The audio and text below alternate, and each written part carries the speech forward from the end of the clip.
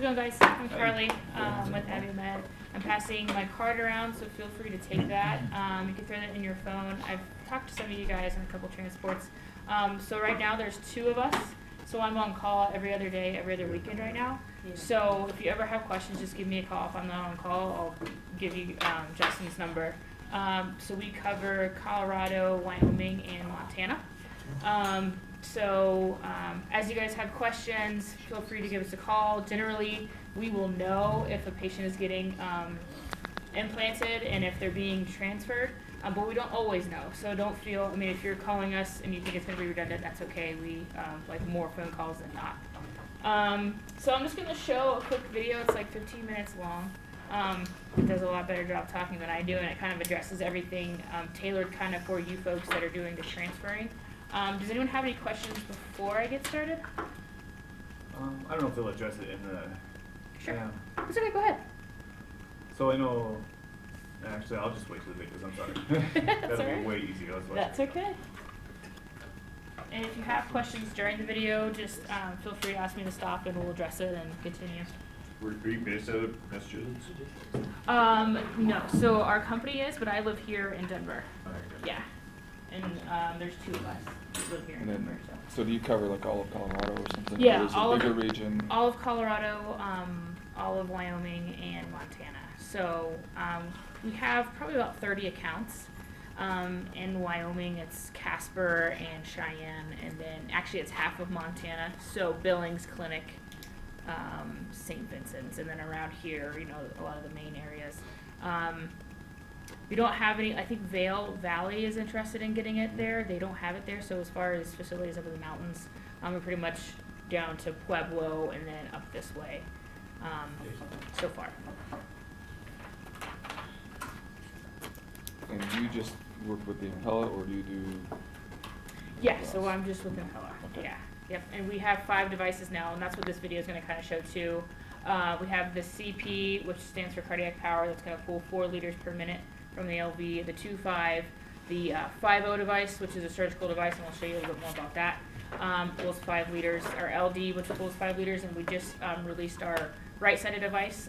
It's called the RP, for right percutaneous. Only 2 facilities here have that right now, which is MCA and St. Anthony's. I'm not going to go too much into that device. As we kind of get more facilities on board with that device, I'll come back in and talk to you guys, but I don't want to send too much information when there's only really 2 facilities that are using it right now.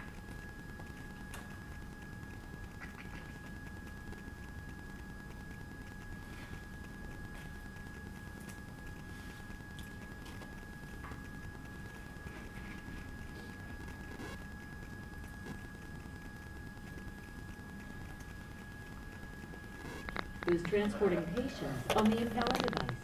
This presentation does not replace the instructions for use manual.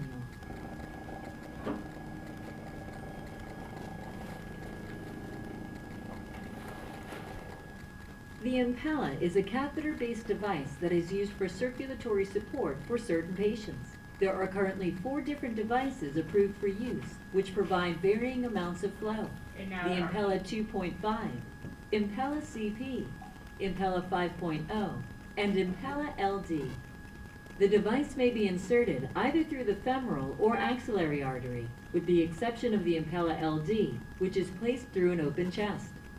All of the Impella catheters function in essentially the same manner. Similar to the native heart, the blood is moved from the left ventricle and dispersed into the ascending aorta. Impella basics.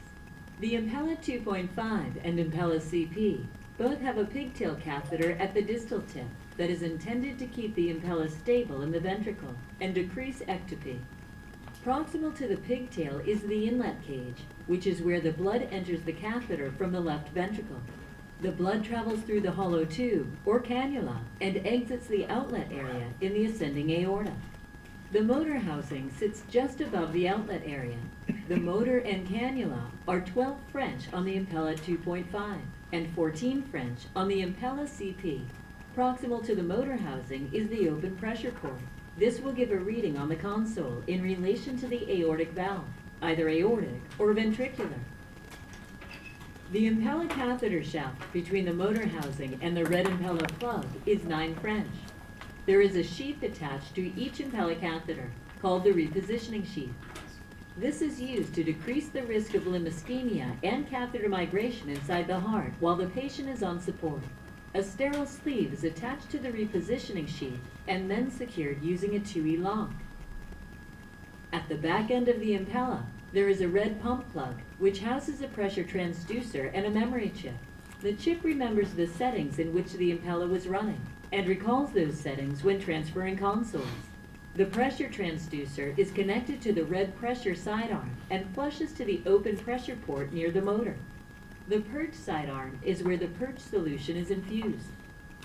The Impella 5.0 has a 6 French pigtail catheter that is attached to the cannula at the distal end of the inlet area, while the Impella LD does not. The cannula and motor housing on both devices are 21 French in size. Distal to the motor housing is a pressure sensor that aids in determining the placement of the device. The catheter shaft is the same as the Impella 2.5 and Impella CP. A sterile sleeve also attaches to the repositioning sheath on the Impella 5.0. Since the Impella LD is surgically placed in the aorta, it is not routinely repositioned.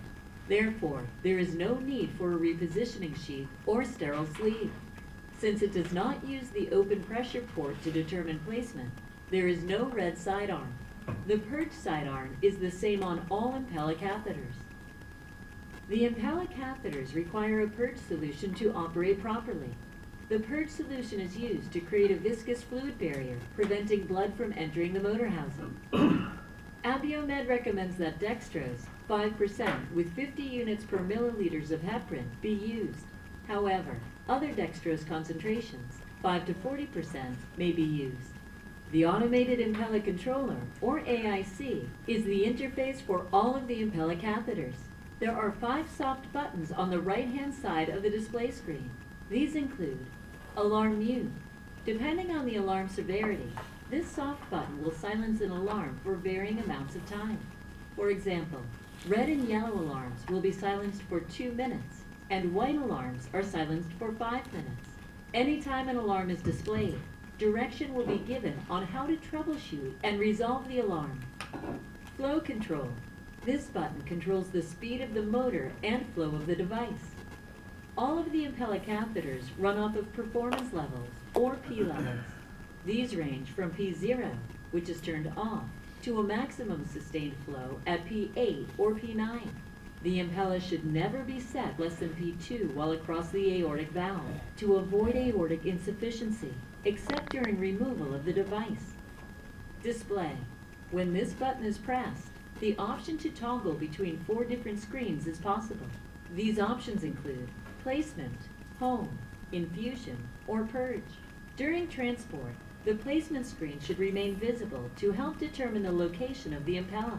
If purge issues arise during transport, the purge screen can be selected. The other 2 options, home and infusion, are not necessary features while transporting a patient. Purge system. This button is used when making changes to the purge system. The only selection that may be necessary while transporting would be D-Air purge system. Menu. The options listed here should not be needed during patient transport. Regardless of what display screens you are on, there are 3 common screen elements that will be displayed at the bottom of each screen. These include Impella Flow. This displays the mean Impella flow as well as the flows during systole and diastole. Purge System. This shows the current infusion rate for the purge solution, reading in milliliters per hour, as well as the current purge pressure. System Power. This displays the battery life, as well as whether the console is plugged into AC power or running on battery power. It is recommended to keep the console plugged in whenever possible to maintain a full charge on the battery. When fully charged, the battery will last at least 60 minutes. How Impella placement is determined. There are 2 waveforms monitored on the placement screen, the placement signal and the motor current. For the Impella 2.5 and Impella CP, the placement signal should display an aortic tracing if in the correct position, with the open pressure port sitting in the ascending aorta, above the aortic valve. The Impella 5.0 and Impella LD catheters use a differential pressure signal. This measures the difference in pressure between the left ventricle and aorta during systole and diastole. Regardless of the device, when properly placed, all should have a pulsatile motor current. This confirms that the inlet and the outlet are on opposite sides of the aortic valve, displaying changes in motor current as the valve opens and closes. Troubleshooting the Impella while transporting a patient. Pump position wrong alarm. Motor current is monitored to determine if a pump is placed correctly across the aortic valve.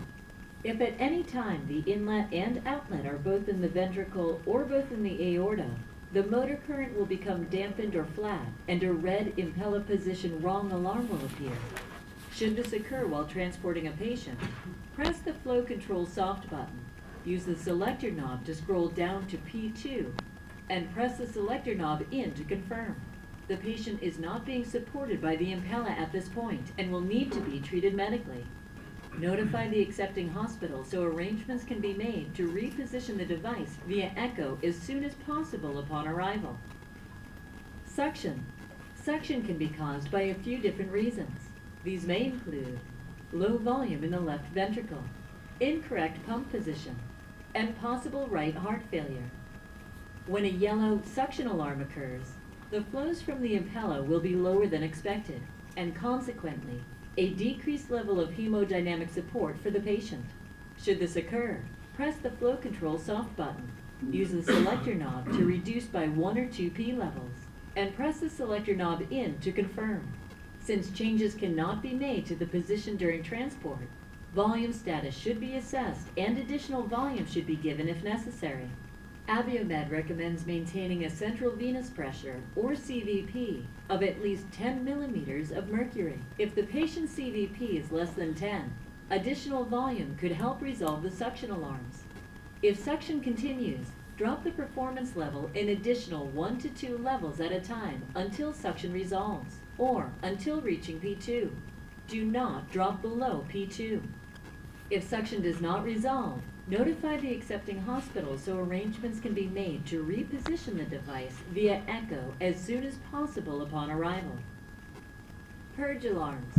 The purge system is automated and will make changes to the infusion rate of the dextrose as necessary to protect the motor. During transport, the automated Impella controller may alarm indicating purge pressure low or purge pressure high. The automated Impella controller will provide details on the cause of the alarm and offer suggestions on how to resolve the alarm. If purge pressure low alarm is indicated, assess for any loose connections or leaks within the purge system. This will be the only troubleshooting that is possible during transport, since there will likely not be a bag of higher concentration dextrose available. Alert the accepting hospital that the solution should be changed upon arrival. A purge pressure high alarm usually indicates a kink in the tubing. Assess the purge tubing to ensure it is not crushed or kinked.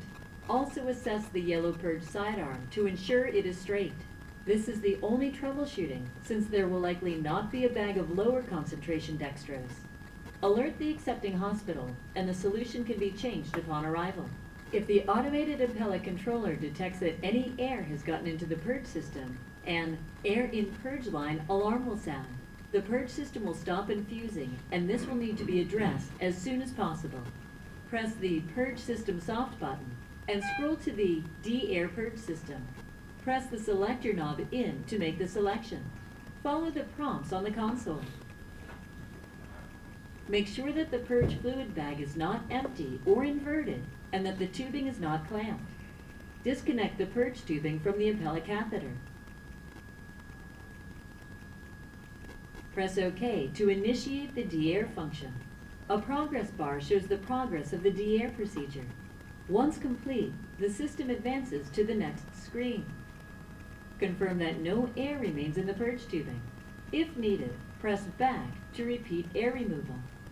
Connect the purge tubing to the lure on the Impella catheter to complete the D-Air procedure. General patient care considerations. While on Impella support, a patient's native heart function may be decreased, as the Impella is assisting with the workload. As a result, patients should be treated based on their mean arterial pressure and not their systolic pressure. If a patient has an arrhythmia that requires defibrillation, there is no need to make changes to the console. Defibrillate a patient as needed. Should CPR be required following defibrillation, press the flow control button. Use the selector knob to scroll down to P2, press in to confirm, and proceed with compressions. Once the pulse returns, confirm that the motor current waveform is pulsatile first, and then return the performance level to its original setting. If the motor current is not pulsatile, keep the P level set at P2 until placement can be assessed at the accepting hospital.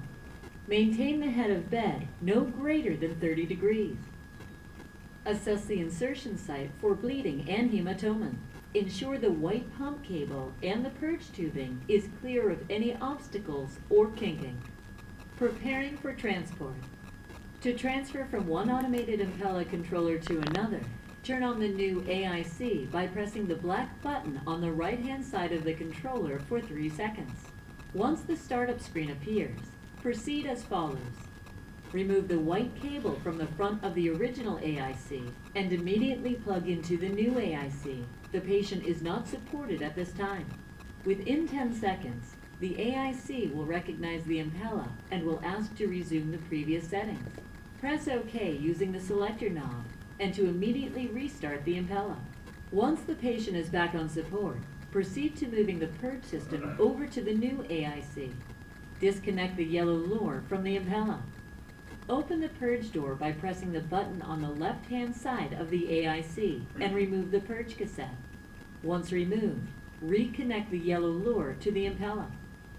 Open the purge door on the new console and insert the purge cassette. On the new AIC, press the purge system soft button and choose Change Purge Fluid. This will walk you through the steps of entering the dextrose and heparin concentrations into the console, so correct calculations are made. The 2 black knobs on the back side of the automated Impella controller cart lock the console's bed mount onto the cart. To remove the console from the cart, turn the black knobs 90 degrees in either direction. Once unlocked, the console can be lifted directly off the cart.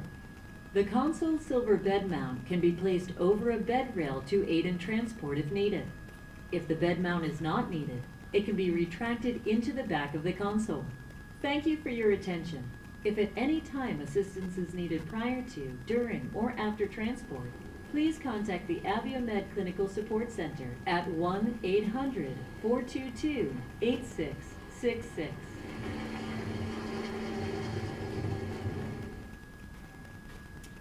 Alright, any questions, guys? I'm sure that was a lot of information, but, to answer your question that you had No, initially. that's okay.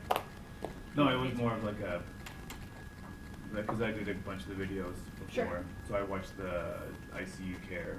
Okay. Why do they start it in auto and then have to be changed versus putting it on? I mean, is auto like let it adjust to the heart? Yes, so that's a good question. Steal this real quick. I apologize, I have to have my phone on because I'm on call, so sorry if it goes off, you guys know how that is. So auto, what that is in cath lab. So when we're talking about the P levels, right, or performance levels, those are right here under flow control. So the higher the P level, the higher the flow. They're directly correlated, right? So the lower the P level, the lower the flow you're gonna get. And so when this is placed in cath lab, it's designed to have the highest flow without having a suction alarm, right? So they're gonna place this in. If this is at P8 and there's not enough volume in the LV, this is going to suck on whatever's closest, the wall, any other structures in there, right? So if we put this on auto, once it gets closer to the wall and it realizes that the flows are gonna start reducing because these cages are gonna be impeded, it's going to reduce the flow. So it's gonna get it back into free space. So this is for 3 hours. So this is for, in the cath lab, when we place this, they're not gonna have to look at the alarms, they're not gonna have to give volume, you know, they're gonna put it in and then get to the PCI, or put it in and then transport. If this patient was in the cath lab and then sits the ICU, that's the first thing they're gonna do is do transfer to standard configuration. Right, and that's with the normal saline and all that stuff. That is with, yep, the bag of normal saline and then your D5, and then they're gonna have D5 and heparin given at that point. So, we ever run into a point where we pick these up, which we probably would, but like we pick them up directly, because it prompts you, it's like, hey, we've been in auto for X amount of time. Yes. Switch, Yep. essentially. So is that something, when you switch, do you just, are we reading flows and like, are we trying to find the perfect key? Or do No. you just put them in? So, and we're gonna actually do that. Oh, yeah, You let's guys do can that. come up and do Yeah. hands-on, and we'll do, because generally speaking, I would encourage you guys to have the ICU or the cath lab do the transfer to standard configuration, because that's not something you guys wanna be doing when you're in transit, because you're gonna have to be changing this, you're gonna have to have the right fluid and all that stuff. But I'm gonna show you guys how to do it, just in case someone's like, we don't have time to do it, here's a patient, blah, blah, blah, and then you guys have to do it. But generally speaking, this is done in the ICU. So they're gonna have an alarm at 2 hours, it's gonna say, hey, switch me to standard configuration at 2.5, hey, switch me to standard configuration at 3 hours, there's gonna be a screen here and it won't go away until you switch it to standard configuration. So your, so there's a Y connector right here, and it's delivering the dextrose to this side arm here and this side arm here. I'm gonna kinda go over the anatomy of the catheter in a second. But when we switch to standard configuration, we're hooking a pressure bag up to one of the side ports and then having the dextrose going through the other side port. I'll explain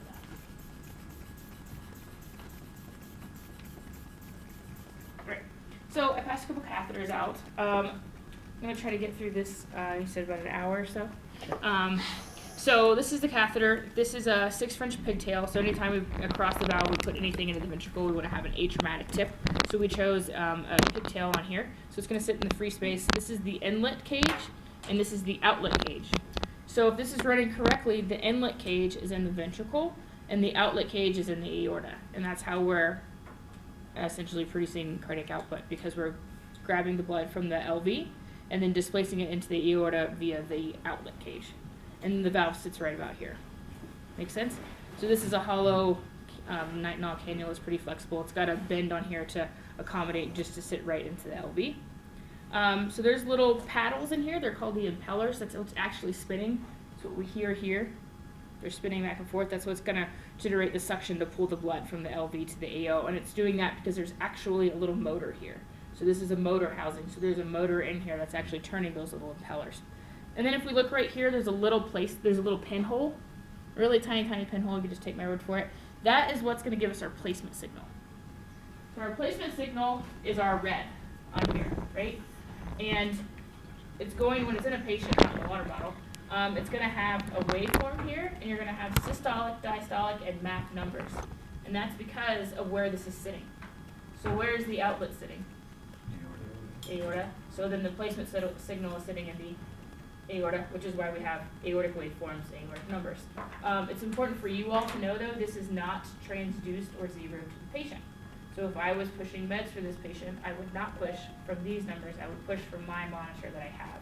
They're generally going to correlate just because of where this is sitting in the patient, but it's not zeroed.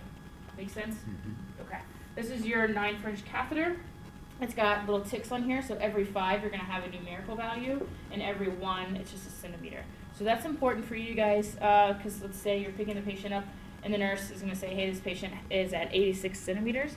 They're reading that from right here in their groin. So that means when you guys transfer the patient to wherever you're going, it should still be at 86 centimeters. And that's after they're placed in the cath lab. Cath lab's telling ICU, hey, this is 86. ICU telling you guys, hey, it's 86. You guys are going to tell the referring facility, hey, this is the transferring facility, hey, it's 86.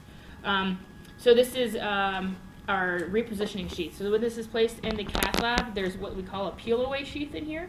They're going to pull that out and peel it away, and they're going to introduce this repositioning sheath into the groin. It's tapered from a 9 French here to a 13 French here. It's tapered to reduce limb ischemia, so it's not just a full 13 French sheath. So keep in mind, this is a 9 French catheter. This is a 9 French taper. This little side port is not for use. This is only for the cath lab, so every time the cath lab we put a sheath or a catheter or a wire, we have to flush that. So they're going to hook up saline and they're going to flush this sheath. And then sometimes they'll tie a little knot in here, or they'll put like a little love note that says do not use, do not infuse, or they'll put a red cap on here. The reason is because of that taper. So if we're going to pull labs from this, they're going to be hemolyzed because of the taper here. And if we push something here, the patient's not going to get it. And if sometimes I go into places and they have like an A-line set up and they're like, we don't have anything. It's because it's tapered here. So whatever you guys want to do to remind yourselves and whoever's going to take care of this patient afterwards, this is not for use for anyone other than cath lab. Make sense? Okay. These are the little blue wings. This is just, it's going to be sutured in here into the groin. So when this is placed in the cath lab, the doc's going to get it where they want it, and then they're going to tighten this down. So there's a little T right here. First off, you all are not to reposition this. Whatever happens, happens. I used to work in the cath lab or in the lab, so I know that things are done and whatever. But this is how this is placed and anchored in the cath lab. This little, it's called a TUI. It's tightened down right there. Because this is like a jet ski, it's got a motor. If we don't anchor it, it's gonna jet forward, right? So this is how we're gonna kind of anchor it down. And then this guy right here loosens as well. So when this patient's in the ICU and we have to reposition this, the physician to reposition this, they're gonna come in, they're gonna loosen this, they're gonna have a parasternal long access TTE, and then they can move it like this. So this is the swan, and that's how we're gonna maintain sterility. And they're gonna do that, and they're gonna tighten this down, right? So I would just get in a habit whenever you are picking these patients up from the cath lab or from the ICU. After the nurse or the tech says, hey, this is a 86, I would say, hey, okay, I'm going to tighten these. I'm going to check this to make sure it's tightened. If you have one, if you loosen it, you can pull this, which means migration, right? If it's tightened, you cannot. So I would just check before, taking the patient, make sure that this is tightened. This is the main reason for migration of the catheter, of these two TUIs not being tightened down. Sorry. Oh, no, Again, so this is the swandum. There is a computer chip in here. So on the video, when you did a transfer to AIC to AIC, and all the information transferred over, it's because there's an actual computer chip in here, and it's going to remember everything. So there is a 10-second pause. You'll turn the other AIC on, unplug that white cord, plug it into the other. There's a 10-second pause there, but within 10 seconds, all the information is going to transfer over because of the computer chip in here. This is our pressure side port. So we're going to hook up normal saline, and if you forget what we're going to hook up on there, it tells us. The reason why we're going to hook normal saline is after we do the transfer to standard configuration, which again we'll do, we're going to hook a pressure bag up to this side port. And it's no longer going to be D5 and heparin going through here. It's just going to be saline. The reason is this red side port correlates to the little pinhole, which is going to give us our placement signal. So we want to have something just constantly dripping to keep that little pinhole open so it doesn't clot off, so we can have our placement signal. Make sense? Okay. So this is our glucose side port. I'm going to show you a quick little video. So why do we have to use glucose? It's because we have a motor, right? And so just like a car, we have to have something to lubricate the motor. So we picked dextrose because of the viscosity. We picked D5s. D5's not too thick, but it lubricates the motor. And then also, once the patient gets transferred to the ICU, we introduce heparin. We introduce heparin to prevent protein buildup on the motor. Does that make sense? So I know it's a lot, and I tell the staff in the labs it's a lot faster to grab saline, but if we run salt water through the motor, it's going to rust the motor, it's going to stop. So we need dextrose, D5W, and heparin. So the concentration is 50 units per ml. So it's going to be 25,000 units for 550,000 for a liter. Make sense? Okay. So that's the catheter. And I don't know if you guys have like a tablet or an iPad or something all the time with you guys. I don't know if you have it already, but the Impella app is awesome. They've done some updates too. So everything that I'm talking about today, it's all going to be on there. Like if you can't remember how to transfer to AIC to AIC, it's all on there. It is a big file, so you can have it on whatever unit you guys have on board. So it won't take up your personal information, personal space. Any questions? All right, I'm just going to walk through this real quick, and then I'm going to have you guys actually come up and have you guys come up, and we'll just do a couple simple things, and then we'll get you out of here, whatever you guys need. All right, so what is our concentration if we're picking this patient up from the ICU? what's our purge solution? 50 units per mil. Yes.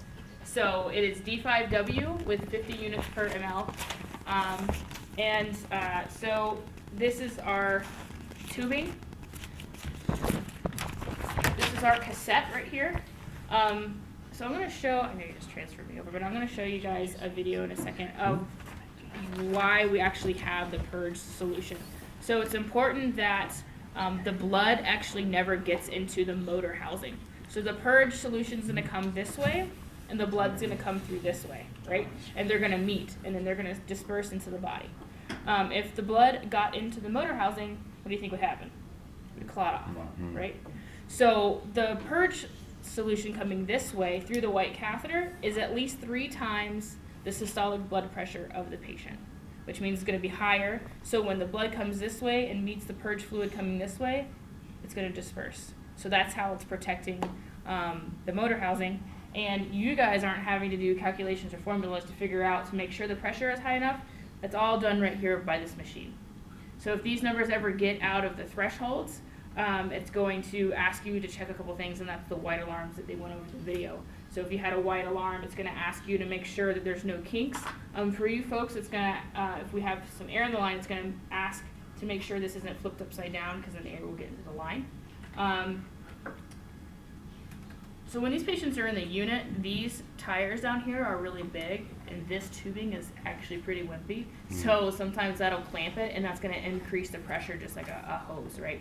And then when you folks take these patients in, sometimes if this tubing gets stuck under here, that would also could get clamped down, and that would increase our pressure. So this is how all the pressure is maintained in here from the purge cassette and the pressure reservoir.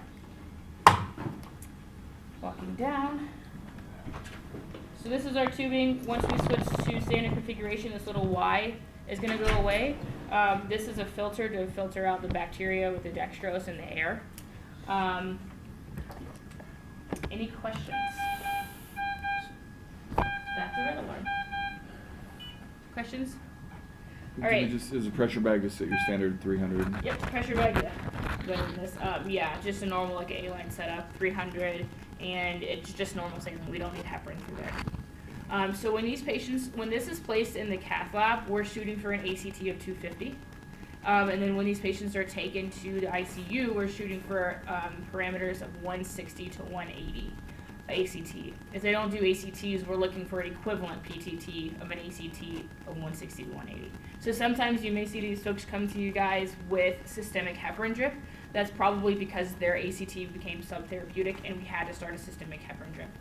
Because we want it to be between that 160 and 180, because if this encounters any clot, it'll impede the flow, and then it's going to stop the pump, because we don't want to stroke the patient. Make sense? Okay. Again, this is not a touch screen. These are our soft buttons here. So our mute alarm, flow control, display. You're going to want to live on, this is called the placement screen. So when the nurses have these patients in the ICU, they're charting every hour numbers from the placement screen. They're looking at the placement signal, motor current, flows, the purge pressure and purge flow. So I don't know if you all, anyone have had these patients. Are you charting that when you guys are en route, or? We have like a little flow sheet. Okay, cool, awesome. This has a 60-minute battery life. I usually say let's not test it. Let's just get it plugged in as soon as we can. And it's going to warn you, like at 45 minutes, hey, plug me in. 30 minutes, hey, 15, plug me in. Yellow alarms. Can anyone remember from the videos why you would have a yellow alarm? A yellow alarm is a suction alarm. Does anyone remember? There's kind of 3 things we can do to try to reverse the suction alarm. Like decrease the level. Yeah, decrease P level, add fluid. Yes. Yep, so and the one great thing about this device is that it's going to walk you through everything. It's going to step by step for everything. So you're going to get a yellow alarm, it's going to say suction. First thing it's going to say drop 2 P levels. So if you're at P8, we're going to go to P6. And what that's doing is hopefully it's going to bring the catheter off of whatever structure it's having suction on, right? So it's going to go from P8 and it's going to go down. Right, so then we're going to start assessing the 3 reasons why we would have a suction alarm. The first reason is volume status. So if we have a CBP, and we saw the CBP was around like 4, and we're having a suction alarm, then yeah, let's give a little bolus, right? Impella is preload dependent, afterload sensitive. So if we don't have enough preload, this is like a vacuum, it's gonna suck onto whatever's closest to it, right? So we shoot of a CVP of around 10-ish. That's kind of our sweet spot. Higher is obviously better than lower for us. So the second reason would be positioning. So again, you guys are not to position this. So in the ICU, what they would do if they had if they ruled out volume status, ruled out right heart failure, but they took a look at the Foley and they saw there's a little red tinge, that would probably be an indication that it's malpositioned. So it could be underneath the papillary muscle, or just needs to be pulled back and torqued and put into the free space. So they would call echo, they would call the doc, they would come and do that bedside.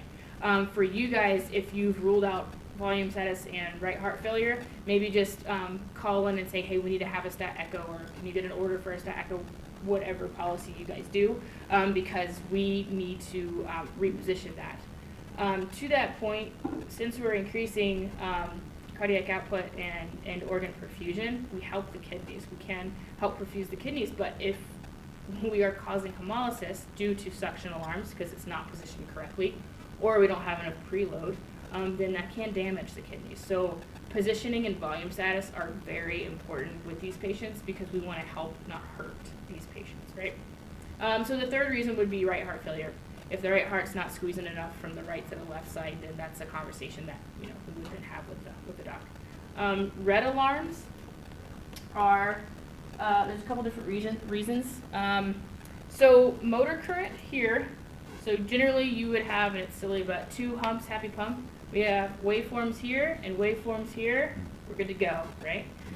What that's telling us is if we have a flattened motor current just like this, that means the inlet and the outlet are in the same pressure chamber and it's not creating a waveform, right? So if I had ventricular waveforms, which you could have if that placement signal is in the ventricle, and I had a flattened motor current, that's going to tell me this is in the ventricle, and it's actually going to say, hey, it's in the ventricle. So then it would need to be pulled back. So you could radio in and say, hey, this is malpositioned, and we need to have a physician there with echo to reposition this. The first thing it's going to ask you to do with a red alarm, it's going to ask you to turn it to P2. So it's different from suction. Suction is drop it by 2 P levels. A red is drop it to P2. Because we don't know where this is at this point. And if we're all in the same chamber, it's kind of like a washing machine, and we're not really doing anything. So we're going to reduce it to P2. P2 is the lowest P level we ever want this to be when it's across the valve. Make sense? So typically, that's probably what we're going to see, root indication, Josh limitation, position-wise, it's going to suck itself into the ventricle. Yes. We're not Could going to happen. see it unless we actually yank on it. Pull it out. Correct. Probably where we can. Right. I mean, yeah. And there are some things that the folks can do in the cath lab. So when this is placed, so it comes up the femoral artery, crosses the valve, and sits in the LV, right? So let's say this is the aorta. If this slack is pulled out, so this slack right here, if it's on the superior aspect, there's more slack here for this to move. If they pull the slack out and it's on the inferior aspect of the aorta, there's less slack and there's less movement. Also, going back to the importance of making sure these two are tightened down. So if they did that and you guys check this, that's going to reduce your migration. Reduce migration. If it's pulled back, you'd still get an aortic waveform, but you just have to move both of them. Yes, so that's my next point. The opposite of all being in the ventricle, it's all in the aorta. You'll still have an aortic waveform because the placement signal is in the aorta, but you're going to have a flattened motor current because these are both in the same chamber. Does this have any effect, this one up here against the chip? Is this one's always tight, but it always moves? And this one is tight and this doesn't move. So Sure. So it moves the sheath, and it sometimes you look at it and go, crap, it's moving. Right. Technically, this doesn't have any as long as Okay. these are tightened down. Yeah, Just no, for it's- best practice, I would just tighten those down. Just Yeah, make sure Just actually, we know where to tighten it up and not. to not, yeah. These, have you tried, I feel like mine are busted, but usually this is tightened. Yeah, This is no, tightened. it's just got a little hole in there to Okay. seal, so it doesn't, I just wanted to ask, make sure. Sure, yeah, this should not, this is for what, if we had to push this all the way down Right. and we ran out, then we could Right. move it, yeah. Cool. Yep. Just wanna make sure that one. Sure, no problem. That one moves good. So those are the red alarms.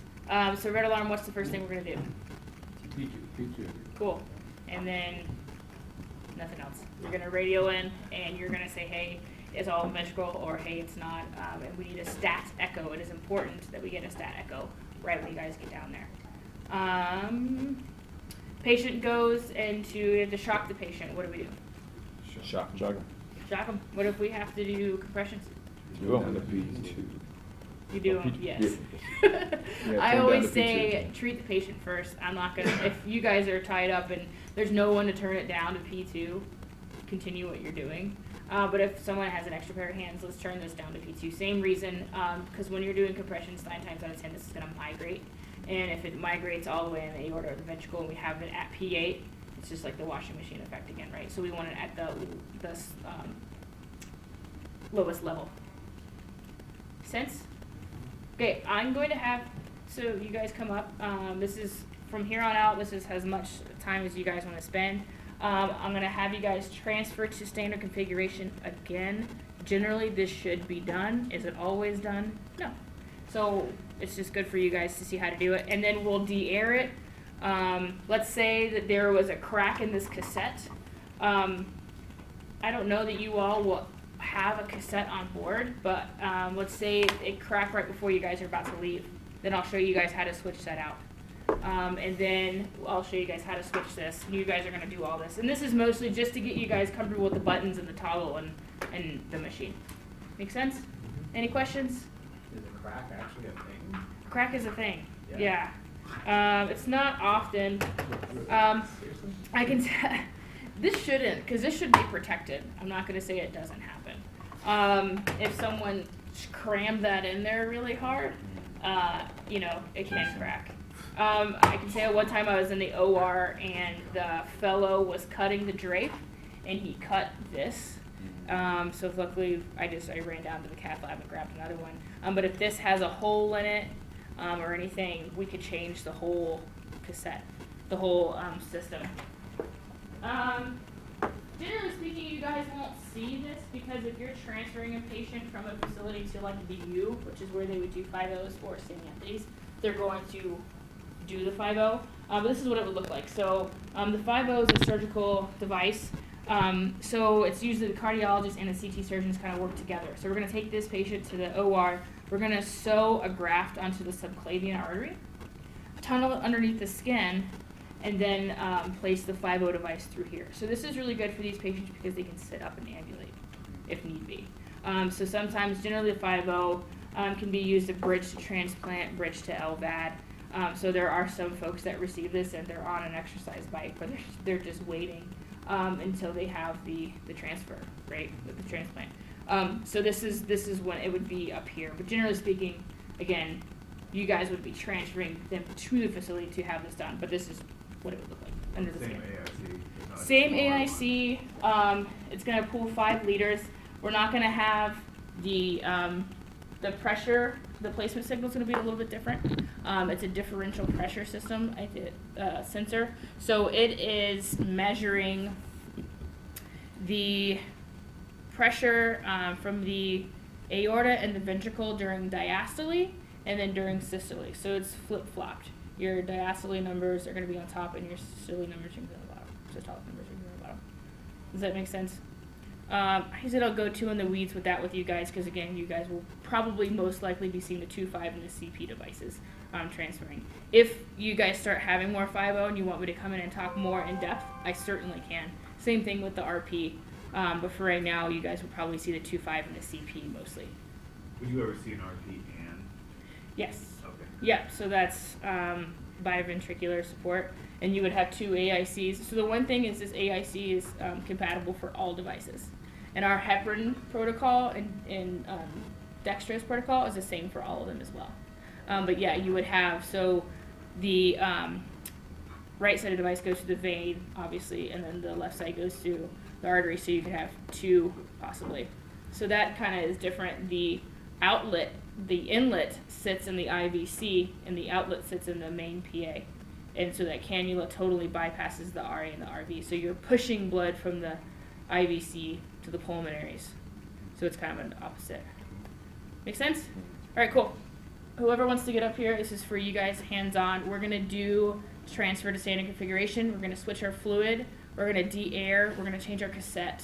And then whatever you guys want to do.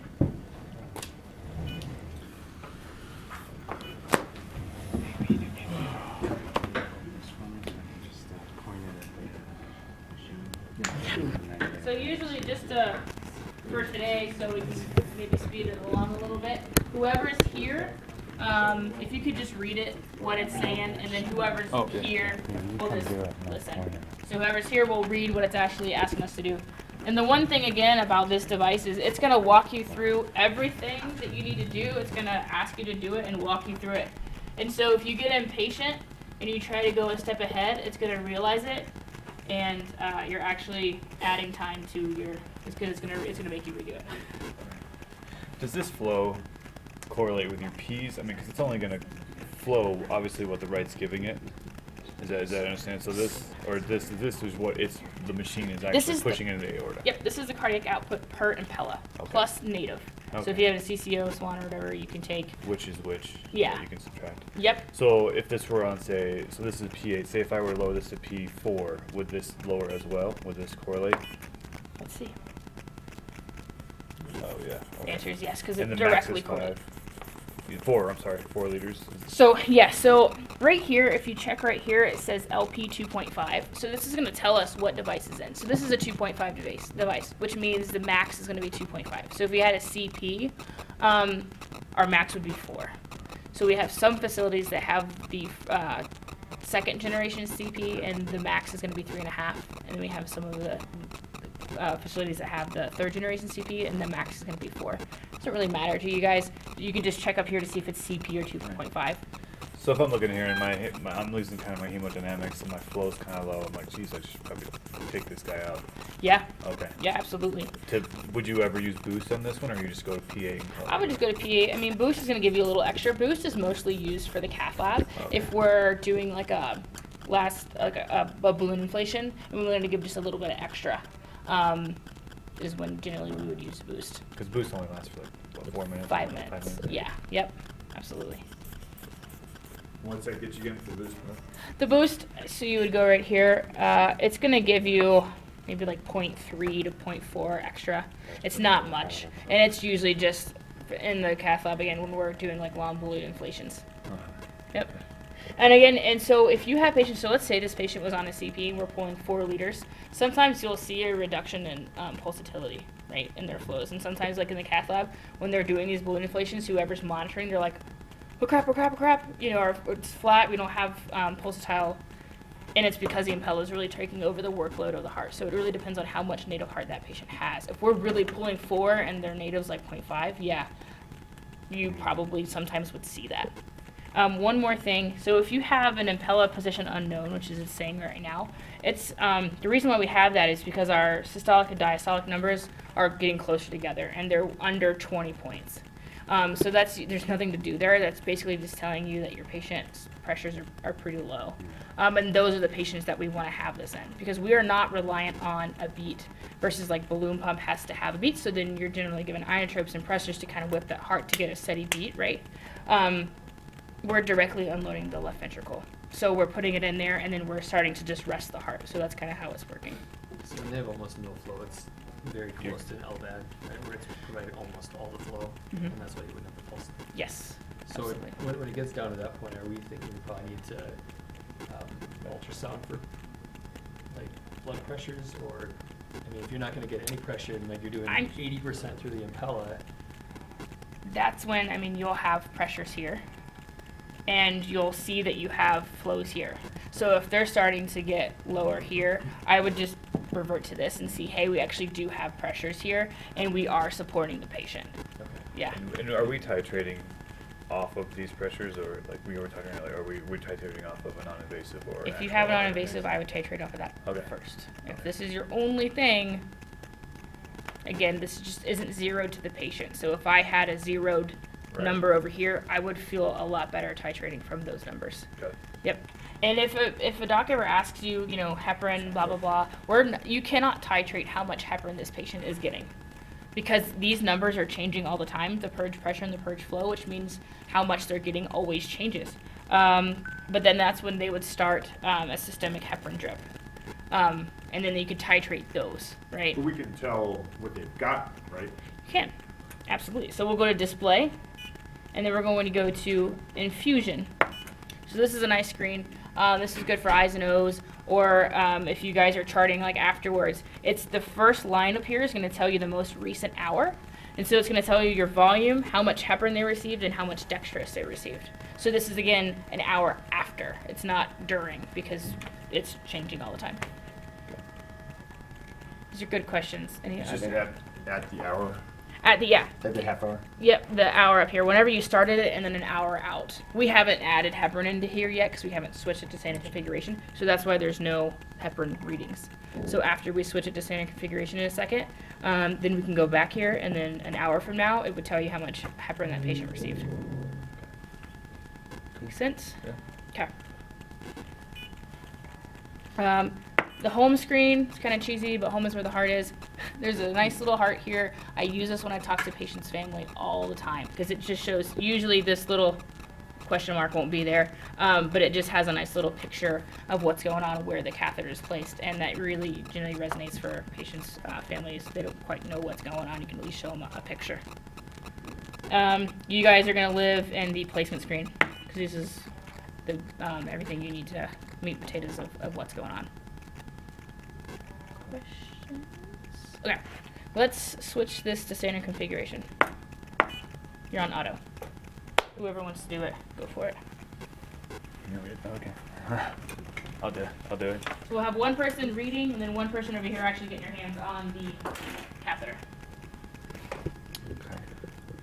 I think I remember doing So some of this. anytime we are talking about purge, fluid, or anything, which button do you think we should go to? Flow, or I'm sorry, purge system? Yeah. And then I'm going to change no, I'm not changing the purge fluid now, am I? Oh yeah, I am, because I'm going to make this. So let's do transfer to standard configuration Okay. first, and then we'll change Oh, the there fluid. it is, yeah. Yep. So prepare a saline pressure bag, There you go. check. Clamp and disconnect red lure on the Y. So we'll have someone doing that. Red lure on the Y. Clamping, disconnecting. Okay. Now, I give you this, and I'm going to create a slow drip from saline pressure bag and connect to the red. So this is a wet-to-wet connection, guys. So whoever's holding the red placement signal pressure side port, you're gonna have that facing the ceiling because the air rises, right? And then, sorry, what was your name? Jason. Jason and Gary. Jason and Gary. So Jason's gonna give a slow drip, or actually it's Yep. down here. Yeah, Yep. I was going to say it's down there. Slow drip. Here, let me click it real fast. Slow drip. So I usually do like 5 drips, and as I'm dripping, getting closer, then I'm gonna tighten There we it go. to make sure it's a fluid wet-to-wet connection. Good. There we go. Got it. And then we'll open the roller clamp all the way. Yeah, that's what I thought. Because this is what's keeping the placement signal open. And then select OK to confirm transfer. Yes. Done. Roller clamps open. Okay. What's it ask us to do now? I hit OK. Okay, awesome. So now we've Sorry. switched to standard Sorry. configuration. So do me a favor, can you go to flow control for me? Do you see an auto on there anymore? No. So that's one way we can know that this is switched to auto. We'll know it's in switch from auto. We'll know it's in standard configuration because the auto button is not there. And once you switch it, you can never go back to auto. That's only initially for the cath lab, right? And also, if we take a peek at our purge solution, we would see heparin in there, which is what is done when this is switched to standard configuration. So if the nurse isn't in the room, this is how you can like quickly walk over and see, hey, do we need to switch this guy to standard configuration or not? And then you'll see the pressure side port is hooked up to that red placement signal here. This one. Right? Yes. So those are kind of ways that we can kind of just see what's going on. Not that one. All right, so now we're going to change the fluid. So let's have 2 other folks up here. Will it automatically start accounting for the heparin once we change configuration? Yes. We don't have to do that. So we're Will we gonna change the concentration though if we? Mhm. Okay. So it's okay. No, you're good. So yeah, we'll do it in a second. Once we switch this, part of the process is telling it what we have. So you're gonna tell it it's D5. You're gonna tell it it's got heparin, and then the machine is gonna know. Make sense? All right. So what button should we press now? If we want to do something relating to the purge fluid. Like purge system? Yeah. Change purge fluid. Yes. So we need to disconnect everything before we bolus system? So let's whatever it's saying to do. Select Let's OK do. to bolus system. Yes. Yes, so that gray toggle Mhm. is okay. So, did it ask us to disconnect? Are we Mm-mm. thinking for the device? That's okay. Oh. So, again, I know you guys are always critically thinking, and it's awesome, but just let this guy think for you. So, what's it doing now? It's, Is it bolusing? bolusing still? Awesome. Okay, so it's not bolusing the patient. What it's doing is there's a little pressure reservoir right here. There's a little balloon. It's a 2 millimeter balloon that's going to inflate. And it's going to bolus this catheter with 90 seconds worth of fluid. So when we disconnect this, there's not like a gap where it's not going to receive fluid because we need it for the motor, right? Cool. What's it ask us to do now? Is it replace purge fluid bags? That's the whatever the 50% they had are 5% now, typically. Yeah, so it's always 5% dextrose. And Okay. then what is our heparin concentration? No. Better now. 50 per units ml. per ml. That's Okay. okay. I'm annoying. I ask questions a lot. Okay. Cool. So you spiked it. Cool. Good. 500. You said 5%. So this is where it's important to tell it what you actually are hanging, because when you do the infusion screen, it needs to correlate to what's actually here, so it's accurate. Okay. D5 with heparin. And so they're typically taking and adding heparin in there, or we're getting a separate bag, or Pharmacy is mixing that for them. okay. Yeah. So so it would be pre-mixed at pharmacy. Okay. And we told it it's got heparin too. Awesome. Now, okay to proceed. Okay. And it's bolusing. Okay. Is it bolusing yet? Cool. No. I'm sorry, what's the Yes. purpose or the advantage of switching fluids? Is it all about the lubricating the pump or the Yeah. Impella? Yes. So, what's it ask us? And If heparinizing bolusing- the patient? Yes. So it's not heparinizing the patient, it's heparinizing the Let's motor. purge So the fluid heparin from in the cassette. D5 is only for the motor. It's not for anything else. The patient's going to receive it, but it's not going to be like a You systemic disconnect the dose yellow of one? heparin, right? I'm not doing anything until it tells me to. What's it asking us to Does do? disconnect lures on Impella, so Let's does do it that. disconnect the yellow one? So yeah, so in the cath lab we don't have heparin. Just Are you telling me, or is it telling me, Greg? Well, I wouldn't tell you anything. It's flushing. Isn't it? So let's say you're inpatient and you plug it back in. Let's plug it in. Oh. Not that you guys are ever aged. It's gonna detect that you plugged it in, and it's gonna ask you to disconnect. So you're actually adding like 20 seconds to your time. So let's go ahead and disconnect it and let's do its thing. Don't jump the gun this time, Gary. Hey, I was told to jump the gun by the person. Because if we ran this for like more than 12 hours without heparin, the motor's gonna have to work too hard because protein is starting to build. So that's why we add heparin. It's a happy. To help preserve longevity. It's like a little baby. It's cold out. How long is the motor good for? So our indications, actually, sorry, I didn't hear this. Indications for a 2,5 and CP for high-risk PCI is 4 hours. Yes. And then for cardiogenic shock, it's 4 days. Usually around the 7-day mark is when you'll start seeing the motor current increase, and that's when we'll start to chat about it. 8 hours is probably if we need to leave this on, get a new catheter, or escalate to another device. But our FDA indication. So what's the ask us? Connect it. It says back to repeat flush, or you can connect it. Okay, so right here, what we're gonna do is we're gonna disconnect the yellow.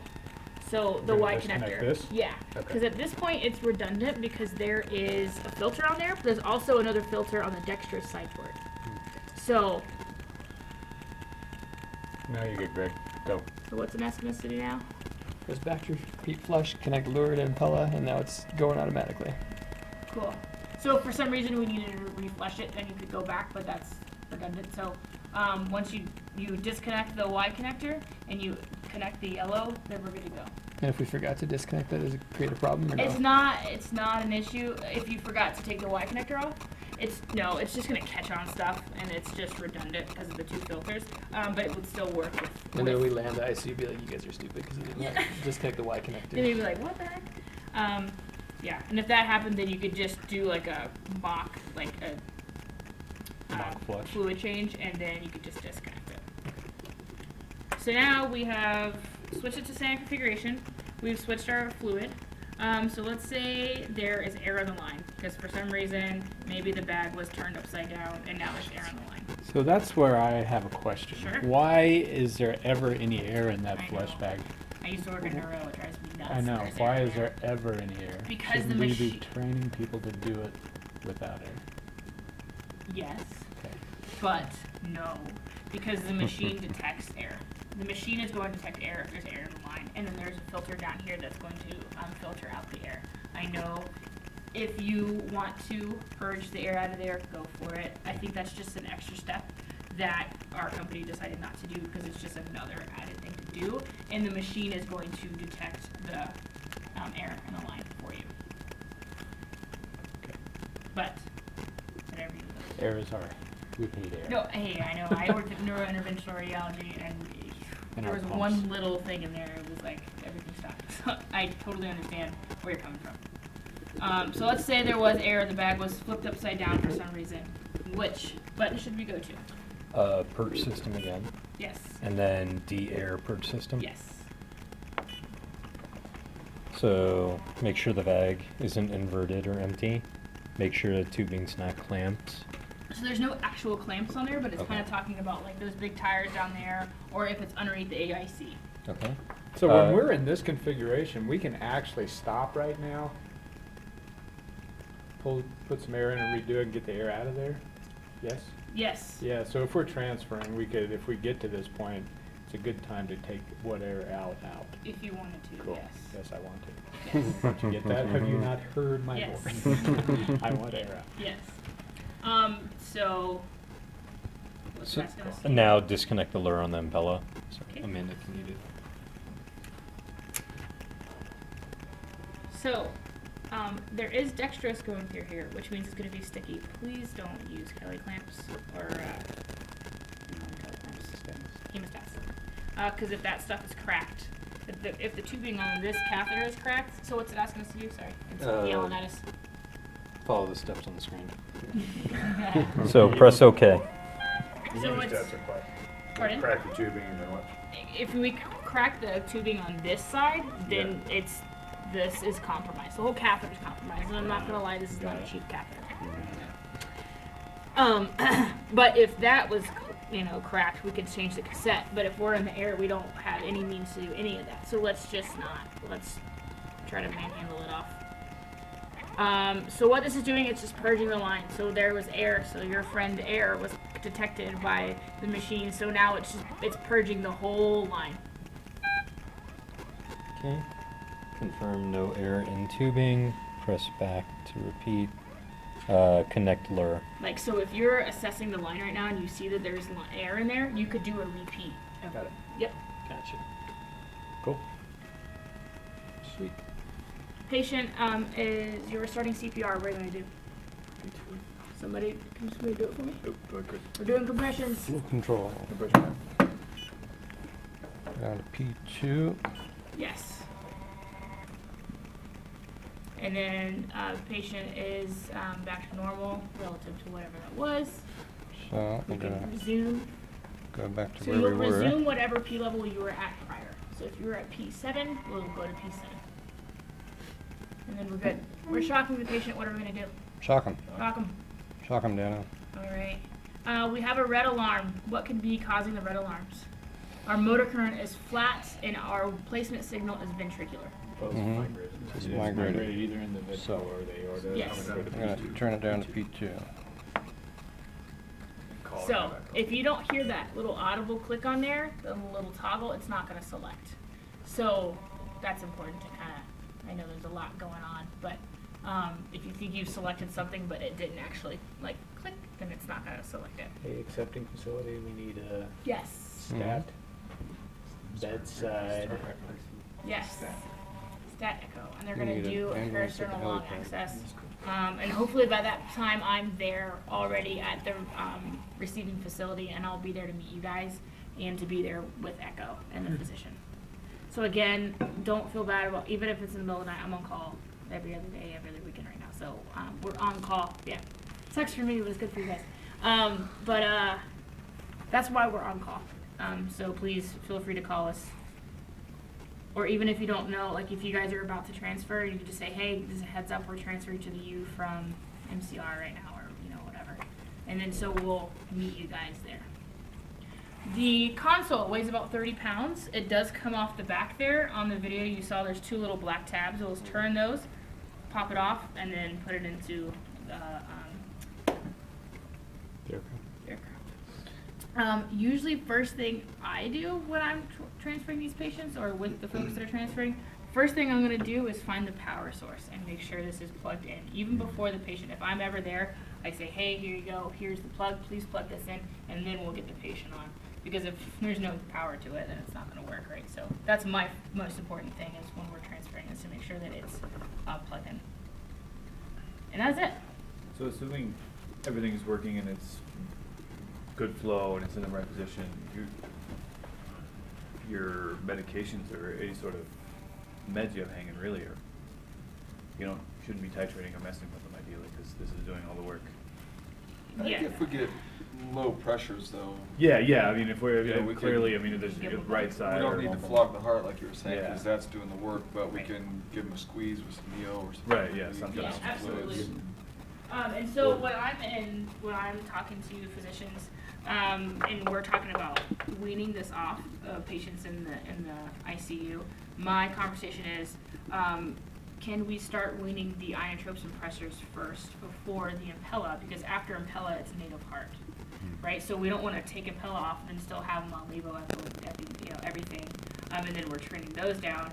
Because there are studies that show that patients that are on these drips and inotropes for a long amount of time, their in-hospital mortality is increased. They do have a place and they're great, but if we can get them weaned off the drips and then off Impella and then native heart recovery, if that's the end goal, that's kind of the thought process that we have.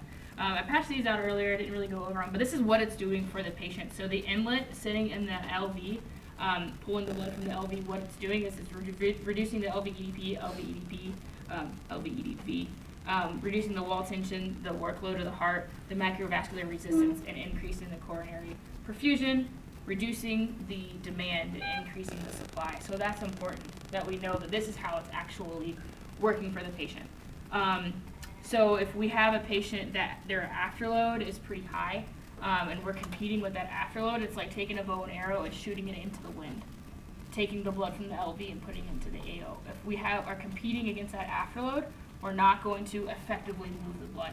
So if we see that their MAPs are really high, we can maybe start thinking about, if the patient's stable enough, titrating some of those down. That's kind So of it, scary. right, because if it's having to work harder to move the blood from the LV to the AO, we're not going to get as good of flows because it's resisting, right? It's pushing against resistance. So that's kind of a thought process we're talking about. Yeah, and stuff. so if I'm getting higher maps on here, it's like, oh geez, maybe I should think about maybe tuning something down. Yeah, Okay, high maps on there are high maps on your yeah, on both. your yeah, because and then because there's a chart on there on these little pieces of paper up there, and it's gonna say like correlations between flows and P levels. So at like P8 you should have between, like on a CP you should have maybe between 3.7 and 4.0, and let's say we're at P8, we're getting like 2.7, and then we look and their map is like 104. That's probably why. So we can think of starting to drop that map down, and you'll see your flow starting to come up as the map comes down because we're not competing with that afterload. Cool? And we want a good sized flow with the stable. So is the idea to have the lowest amount of flow with the best hemodynamics on the patient side, or as far as like weaning down, or even just in general? Like, so like 1.6 here. I mean, I'm okay with 1.6 because my patient's doing great, and the flow is lower. Is that the idea? Like, if this is doing less for the patient and the patient's doing more with native heart? Native heart, yes. So when we're starting to wean, all drugs are off. As I'm weaning down the Impella, I'm looking at the patient's hemodynamics to make sure they're not decreasing too. So as Impella's coming down, we should see the patient native function to start normalizing or to go back to where it was before, right? If you're starting to, like, if we're weaning and we're starting to wean down and we see the pressures drop and everything else drop, patient's not ready to come off Impella or needs to go to a different bridge to transplant, bridge to back, whatever. The patient on P8, hydrated well, should not have a low. Pardon? Unless their What's heart's the flow destroyed. you looking for? Depends on the level. What's that? The flow level that you're looking for Mm-hmm. on a patient that's well hydrated and on P8. So, I mean, you would have on a CP device, if the max flow is 4, you should see between like 3.7 and 4 on PA. Yeah, well hydrated, which means it's in the free space. And then there's usually a flow. What's that? It was on P4. Oh, okay. I just turned it to PA. And then there's that chart I'm talking about is on the Impella app too, with the correlations of flows, P levels, and flows here. Yeah. And Cool? Yeah. how much fluid is freaking pushing me? Yeah. Yeah. It's 2-1 right now. I did not. That's find it 2-1. very Can you imagine a 5-0? Yeah, they did all that. Lifestyle. Yeah. Okay. Thanks for your time, guys. Oh, thank you. Appreciate it.